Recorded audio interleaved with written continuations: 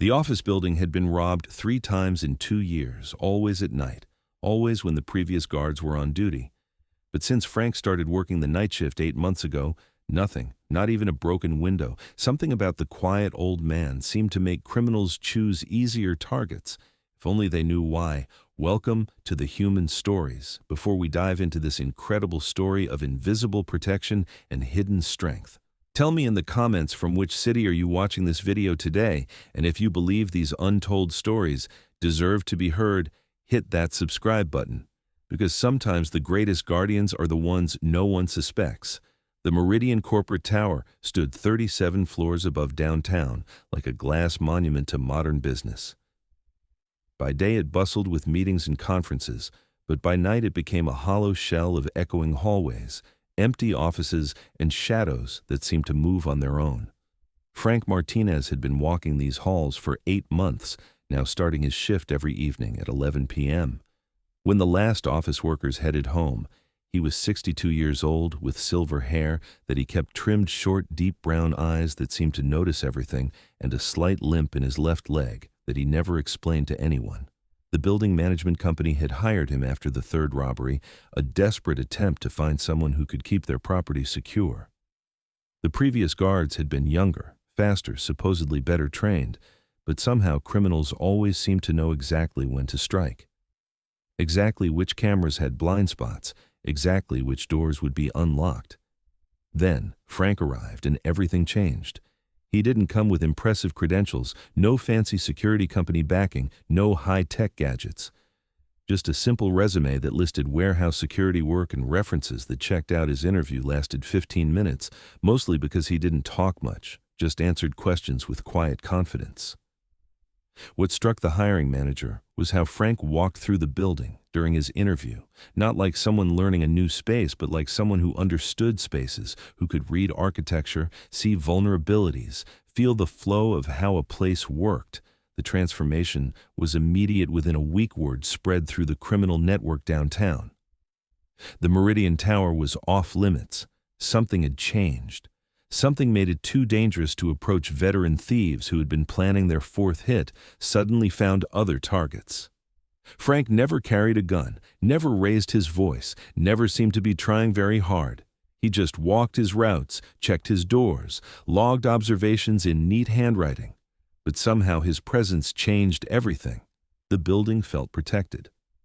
Most people would have found night security, mind-numbing 8 hours of walking the same hallways, checking the same doors, watching monitors that rarely showed anything exciting.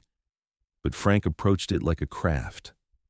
He knew every sound. The building made the hum of HVAC systems that changed pitch when filters needed replacing, the slight groan of elevator cables that indicated maintenance schedules, the different footsteps of each cleaning crew member, and exact times they arrived at each floor. Frank had memorized the building blueprint, not just main corridors, but service tunnels, utility rooms, emergency stairwells, and maintenance areas that most guards never bothered to check. He knew which windows had best sight lines to the street, which doors had locks that sometimes stuck, which cameras had clearest views, and which ones had blind spots needing extra attention. His patrol routes weren't random. Frank moved through the building with mathematical precision, covering maximum area with minimum wasted motion. He could clear all 37 floors thoroughly in exactly 2 hours, 15 minutes, then do it again, leaving no gap in coverage, no moment when any part of the building was truly unguarded. The cleaning crew noticed first how Frank would appear in doorways just as they entered new areas, not following them, not watching them, but somehow always nearby, always aware. Carlos, the head janitor, mentioned to his wife how the new guard seemed to know where everyone was at all times, without trying. Maria, who cleaned executive floors, said Frank had a way of being invisible until you needed him there, like the night her cart got stuck in the elevator. And before she could call for help, Frank was there, helping her move everything to stairs, knowing exactly which floors she still needed to finish. The maintenance staff grew comfortable with him too. Frank understood their work, respected their schedules, and somehow always managed to unlock doors they needed just as they arrived, even though they never told him their plans. But it was the way Frank handled problems that really set him apart, the way he moved with purpose, the way he seemed to anticipate issues before they became emergencies. The first test came on a Tuesday night in his third month when the fire alarm system malfunctioned, triggering false alerts throughout the building. While Frank was investigating the 32nd floor, the elevator system shut down, automatically stranding him between floors with no communication. A normal guard would have panicked, called for help, waited for rescue. Frank did something different. He used the emergency access panel to manually position the elevator, then climbed through the roof hatch and rappelled down the cable shaft using his belt as improvised rope, stopping at each floor to check for actual fire hazards before reaching the basement to reset the entire system. By the time the fire department arrived, Frank had identified the faulty sensor, replaced it with a spare from the maintenance room, and restored normal operations. The fire chief, a 20-year veteran, said he'd never seen a security guard handle a malfunction. With such expertise, Frank just shrugged, said he'd learned a few things over the years. The second test came when a water pipe burst on the 15th floor during weekend shift, flooding 3 offices and threatening the server room below. Frank didn't just call maintenance. He grabbed tools from utility closet, shut off main water valve, rerouted electrical systems to prevent shorts, and used plastic sheeting to create temporary dams, channeling water away from sensitive equipment. When emergency repair crew arrived Monday morning, they found damage contained servers protected and a handwritten report detailing exactly what had been done and what still needed professional attention. The crew chief said it looked like work of someone with military engineering experience. Frank hadn't mentioned any military service on his application. The third test was different, more personal, and it revealed something about Frank that changed how everyone saw him. It happened when he found Frank Martinez, no relation. Despite shared name crying in the lobby at 2 a.m., Teresa was 26, a junior accountant who worked late preparing year-end reports. She shouldn't have been in the building, but her key card worked, and she needed a place to think. Frank found her, sitting on cold marble floor, tears streaming, holding a letter that shook in her hands. "Ma'am," Frank said gently, "the building is closed. You shouldn't be here alone." "I know," she whispered. "I just didn't know where else to go." Frank sat down next to her and waited in comfortable silence. Teresa found herself talking about her ex-boyfriend, who had been stalking her for weeks following her home, waiting outside her apartment, threatening her family. "The police can't do anything until he actually hurts me," she said. "I feel trapped." Frank listened without judgment. When she finished, he asked, "Do you have somewhere safe to stay tonight?" "Her sister's house.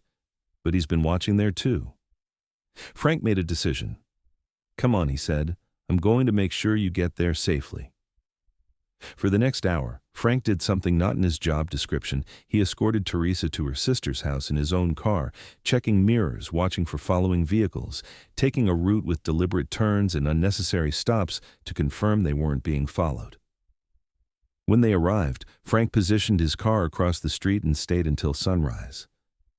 When Teresa returned to work, she brought a thank you card and a question. "How did you know how to do all that? The counter surveillance, the security planning?" Frank smiled his quiet smile. "I picked up a few things over the years." But Teresa was smart. She started paying attention to how Frank moved, how he observed surroundings, how he seemed to know things regular security guards shouldn't know. She began researching the building's security history. What she found made her blood run cold. The 3 robberies before Frank weren't random. They were surgical, precise operations, suggesting inside knowledge of guard schedules, alarm systems, building layouts. The criminals had known exactly when to strike. Then she found something else. A news article about a failed robbery at another downtown building. Similar target, similar methods.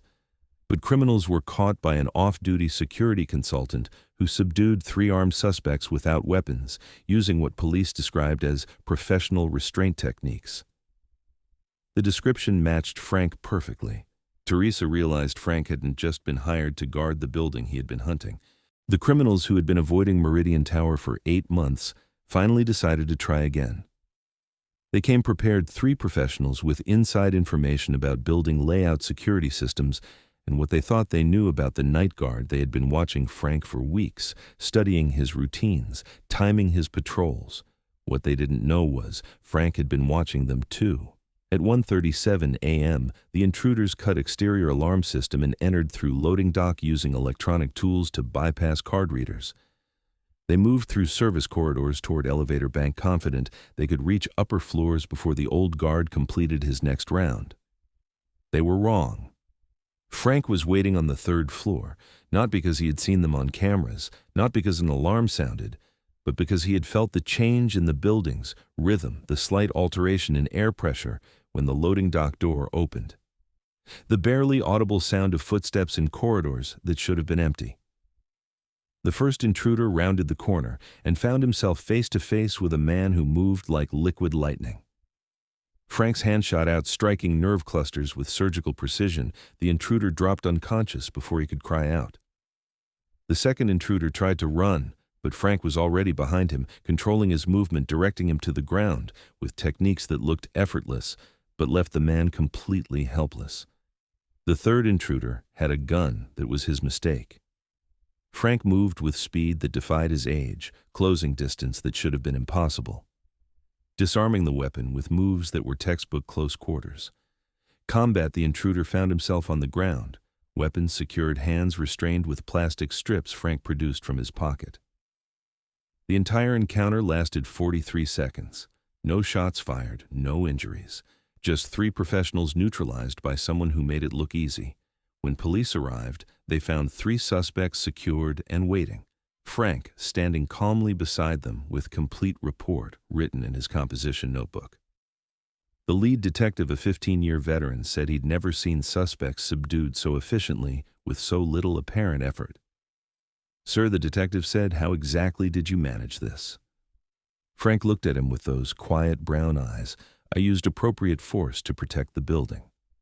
This level of technique isn't something you learn in security training." "Where did you serve?" Frank hesitated, then reached into his pocket and pulled out something small and worn, a challenge coin, brass and tarnished with an eagle, clutching arrows on one side, and words that made the detective step back.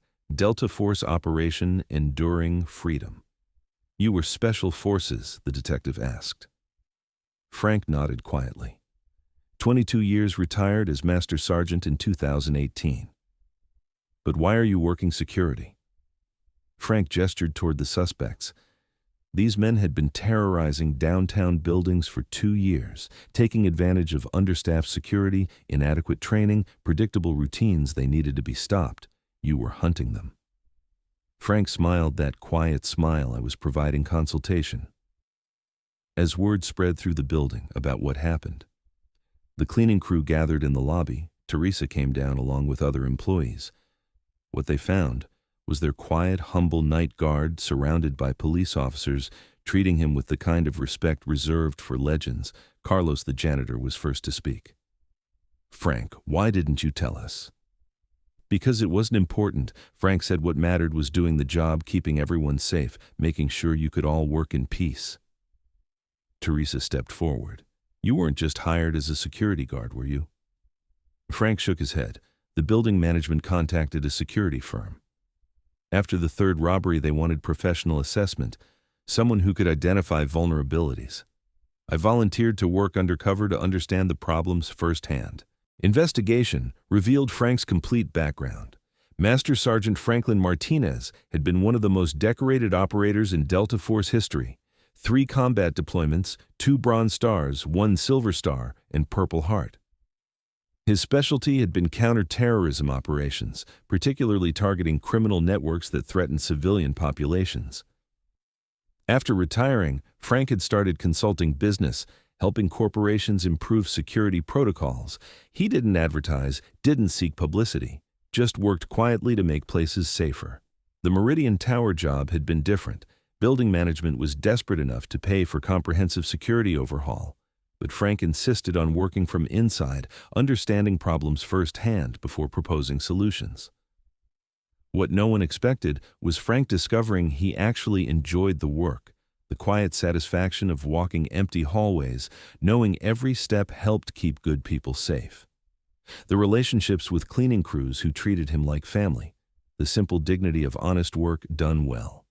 Frank had found something in that security uniform that all his military decorations couldn't provide: peace. 3 months after the arrest, building management offered Frank promotion to head of security with substantial raise and team of guards to supervise. Frank politely declined. "I'd like to keep walking the floors," he said, "if you don't mind. Today, if you visit Meridian Corporate Tower, you might see an older man with silver hair walking hallways with quiet purpose, checking doors, testing locks, observing everything with trained awareness of someone who has spent his life protecting others." The building had had a single security incident since Frank started. Not because criminals are afraid of him, but because they can sense something. They can identify a presence that suggests this place is protected by someone who takes responsibility seriously.